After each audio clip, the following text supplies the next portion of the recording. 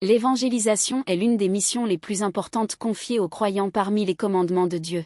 Ceux qui sont nés et ne font pas partie de l'Église ont pour mission d'évangéliser de la même manière afin de conduire les non-croyants vers l'Église. Ici, ceux qui ont connu la Renaissance s'attachent à suivre les conseils et les enseignements du Saint-Esprit qui habite en eux afin de faire l'expérience d'une véritable repentance et d'une véritable renaissance, pour ainsi manifester les qualités du royaume des cieux, telles que la sainteté et l'humilité, et mener vers la flamme.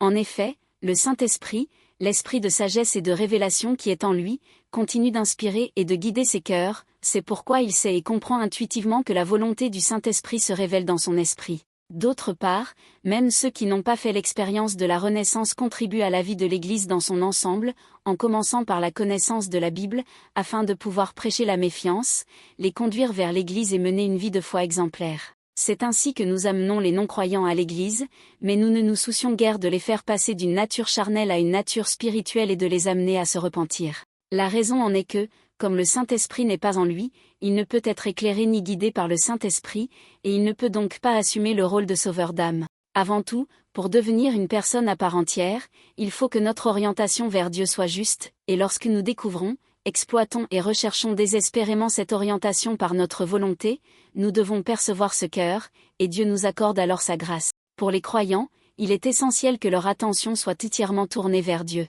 Cependant, la plupart des saints s'intéressent à la vie terrestre et y consacrent leurs efforts, tout en menant une vie de foi en laquelle Dieu croit. On dit que c'est là faire preuve d'obéissance devant Dieu, mais au final, cela se transforme en une foi instable, car l'esprit du monde m'emporte. Cela signifie que Dieu est le moyen et le canal permettant d'accéder aux richesses du monde et à ce que je réussis à accomplir sur cette terre. Les personnes dont le centre de vie se situe dans ce monde lisent la Bible, étudient, prient et adorent Dieu avec ferveur, mais elles préfèrent parler de ce qui se passe dans le monde plutôt que de Jésus, même dans le cadre de leur relation au sein de l'Église. En d'autres termes, dans la plupart des cas, les récits bibliques, en particulier ceux qui traitent du salut, sont considérés comme tabous, ennuyeux et sont systématiquement rejetés. En résumé, cela prouve bien qu'il n'y a pas de Jésus en eux. Dieu est le Dieu de la justice et de l'amour, et les traits de caractère de ceux qui courent après les choses de ce monde mettent principalement l'accent sur l'amour de Dieu, qui leur est agréable et facile à accepter, tout en ignorant la justice de Dieu, qui entre en conflit avec le fond de leur cœur. Jésus, c'est l'amour avant tout, mais il faut savoir que l'homme juste qui voit les Juifs vendre des marchandises au temple le jour du sabbat va même jusqu'à se lever et renverser la table et les marchandises. De nos jours, rares sont ceux qui peuvent aller au paradis, car rares sont ceux qui parviennent à s'aligner sur la volonté du Seigneur.